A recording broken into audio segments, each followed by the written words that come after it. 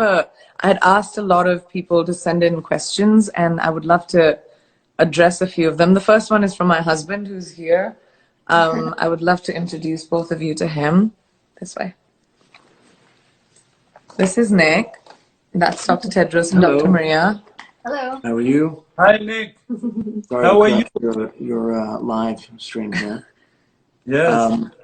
Doing well. We're staying inside. We've been kind of locked down for 2.5, 3 weeks almost now. But I'll make my question quick. I'm a type 1 diabetic. She's asthmatic, and for both of us, I think we were concerned and had some fears early on about just being exposed and what the effects would be for us. So for other type 1 diabetics or diabetics type 2 as well, or people that have asthma or any other Or are immunocompromised. What extra precautions should they take? And for me, what should I do to be just conscious of the effects that COVID-19 might have? Yeah. You want to start? Please. So what we know from cases that have been occurring across the globe is that there are certain people who are more at risk for developing severe disease. And those are individuals who have diabetes, they're individuals who have cardiovascular disease, have chronic respiratory disease, have cancer. And so these are people, and people of advanced age, so people who are over the age of 60. So we need to ensure that you can limit your exposure, your potential exposure to this virus as much as you can. So taking the measures that you just said of staying home for a couple of weeks is a good one. But we need other people who don't have those chronic conditions and who are younger to also help you, because every single person who prevents themselves from getting infected prevents somebody else who could potentially be in a vulnerable category from getting infected. And I think if the one message we could get across to young people across the globe is that, as Dr. Tedros has said, you are not invincible. And we have seen that there are people with underlying conditions who are more at risk for severe disease and for dying, but we also see young people too, admitted to ICU. So it isn't just for the old people, it isn't just a disease that will kill people who have underlying conditions. Everybody is at risk. It's a new disease. So you taking extra precautions to prevent yourself from being exposed is good. And if you are out, make sure you do the same. You do the five, which is this campaign that we just launched with FIFA. You wash your hands. Hands is the first one. Okay. 20 seconds, wash your hands, take the time. The elbow. Sneeze or cough into the elbow. Don't touch your face. Everyone touches their face. Don't touch then the distance. The distance. And the feeling. Check how you're feeling. That's right. If you have problems, temperature, fever, and so on, then stay home. Stay home. Stay home. And really, 5. That's right. Those are the 5 things you need to do. If you have any trouble breathing, if you get sick very, very quickly, call your doctor immediately and go seek healthcare. But always make that phone call first so that they can expect you coming in. Great. Thank you so much for the question. Thank you. Thanks, Thank you. Very nice to see you. I have a few more. There's a question from Amelia Surtes. Can you catch the virus from the air? Is it airborne? The virus is not airborne. Okay. So the virus is spread by what we call droplet, which is basically little particles of liquid that come out of your nose and your mouth when you talk or sneeze or cough, which is why you have to do this. And those particles need to reach somebody's eyes, nose, and mouth. And so that's the only way you can contract it.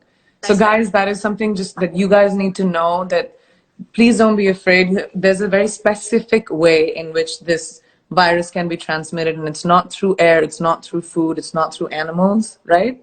It's not through food, it's not through animals. But the other thing I want to mention is that it could be through contact, fomites we call, which is basically when those particles get on a surface, like a hard surface like this, if you touch it and the virus is there, and then you touch your eyes or your nose or your mouth, you can get infected that way. So if someone coughs into their hand and touches the table, and you touch the table and touch your eye, you can get it. But that's a barrier. It doesn't mean because you touch the table you're infected. You still have to touch your eyes. So if you wash your hands, use the alcohol rub, you kill the virus. The virus is gone. That is a great question. Another question I have from @Divya_Jyoti. If you have recovered from corona, can I get it again? We get this question a lot. So we don't have the full picture of this virus because we're still only 12 We're weeks all in. learning. We're all learning. But if I can mention, we know that more than 100,000 people out of those 400,000 cases have recovered. And that's also important to be part of the message. It is still scary, but people are recovering from this.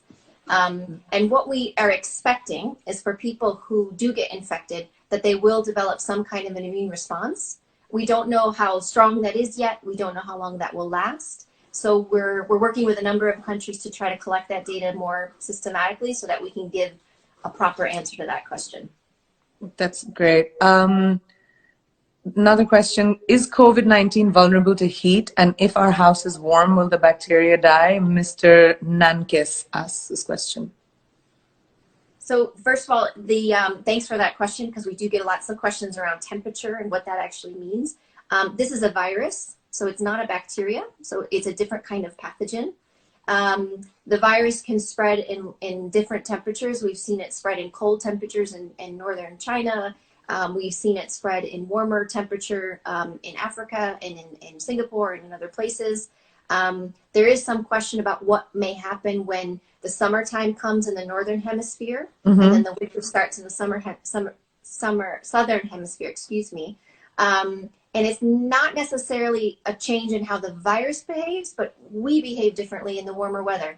You know, we spend a lot more time outdoors, versus indoors. So again, only 12 weeks in, so we're still trying to understand how this virus behaves, but there's, I don't know, hundreds of thousands of people that are looking at these types of questions, and we are working with as many of them across the globe as we possibly can to try to put that evidence together to help us better have an even stronger response. Thank you so much for clarifying that. Another question which I have is there a vaccine? Finding a vaccine will be crucial to a long-term solution to corona, obviously. Are you guys working with Gavi, the Vaccine Alliance, and others to produce a vaccine to ensure that everyone has access to it? Are you starting? Yeah. Yes, we have started that some weeks ago, more than 8 weeks ago, actually. We have convened a meeting of more than 400 scientists, and there are some vaccine candidates now, and we're working on those through those scientists throughout the world. But the thing here is vaccines may not be ready between 12 months from now. Wow, So it'll take a year, you think? Yes, a year to 18 months, a year and a half. That's very good. You're using your elbow. So a year from 12 months to 18 months it may take. But it's a very important investment, and we're working with Gavi, we're working with CEPI, we're working with other institutions and convening that platform in order to speed up the discovery of vaccine, but it takes time. So the idea is to do everything we can now, public health measures, to suppress and control the disease, but at the best in strategic issues like vaccines. Got it. Wow, it'll take a year. Is it possible to have COVID-19 and not have a fever? This is asked by Jen Lilly. It is. It would be rare, though. So what we know for most people who have COVID-19 is that they have a fever, they have a dry cough, they have shortness of breath. It becomes difficult to breathe. And they may have some other symptoms like muscle pain. They may have a headache. Very few people will have a runny nose and sneeze, and like you may see for the common cold or with the flu. But most people, about 90% of people in China, where we have huge case numbers, have reported fever.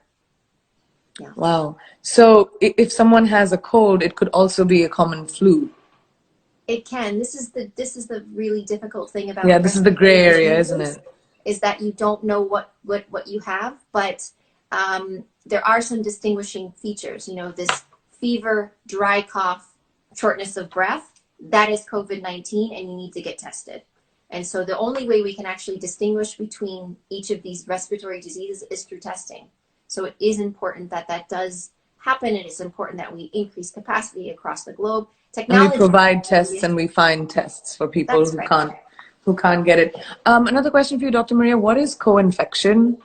Can you get two viruses together? Yeah, co-infection means you're infected with multiple things at the same time.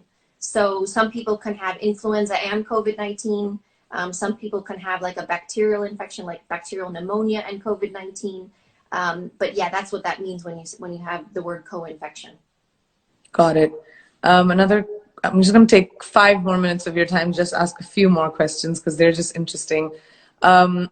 What surface does the virus live on? This is asked by @MarySkelly. So the virus itself doesn't live outside of the body unless you have a sick person that will cough or sneeze on. How long will that last if someone sneezes or something? So on hard surfaces, it depends on the type of surface. If it's like steel, so a lot of these studies are done in hospitals because they look at steel surfaces and plastics and things like that. So there's some early studies on this virus, on the COVID-19 virus, that suggest that the virus can last for hours on hard surfaces. Wow. So that's why it's important that no matter what you touch, you wash your hands and then you clean surfaces. You know, that you're using your common disinfectants in your house. You clean doorknobs, you clean tables, and that will kill the virus. And hand washing is more efficient than just sanitizing your hands. So whatever you have access to. So some people have access to soap and water and some people don't. And so if you have access to an alcohol-based rub, make sure you do that. And there's a proper way to do this for 20 seconds or 40 seconds. I should know this. Or you wash your hands properly, sorry. But yes, you can kill, that's the point, is that there's a natural barrier that you have. And to wash your hands and to use that alcohol-based rub, even if you touch an infected surface, you can kill that virus. And thank you for accepting the challenge, by the way. I did. I have to do my 20-second. I have to find a song. I'm going to do it today. Just another question for low-income countries, because we're talking about water, Africa, India, places where people don't have access to water, soap, or even access to the education around coronavirus. What can governments or countries do so that we don't create a sort of pandemonium or a fear around, you know, the fact that people don't have access and they don't know? What can we do to support people who don't have the access to water and soap? This is a good question. I'll start. So we have seen really innovative ways in which people have been finding these access to hand washing stations. Where you've seen, I don't know if you've seen pictures of during Ebola outbreaks. Yes. Where you've seen jugs and you've seen chlorine with water and different things. And, yes. And you know, the human spirit and human ingenuity is really creative.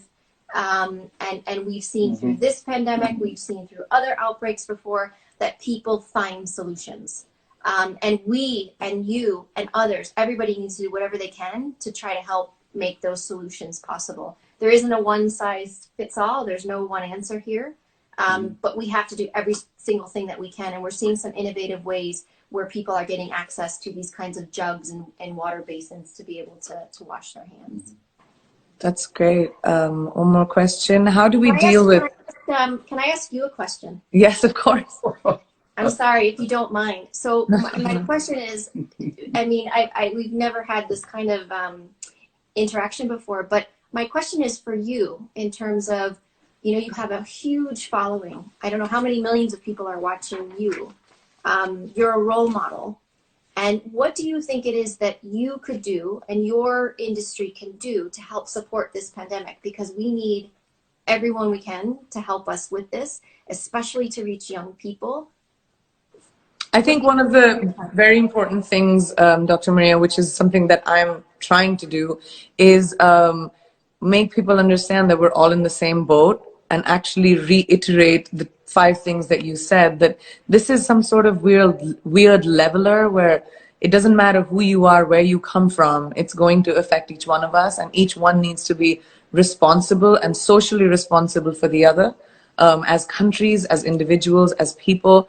And I think public people like me, like I'm trying to do that by giving access to my fan base to you guys, and they would not have that access. So that's my way of contributing and constantly talking about not to have a sense of panic, to be able to make sure that we think about others before we think about ourselves, stay home because that's very important.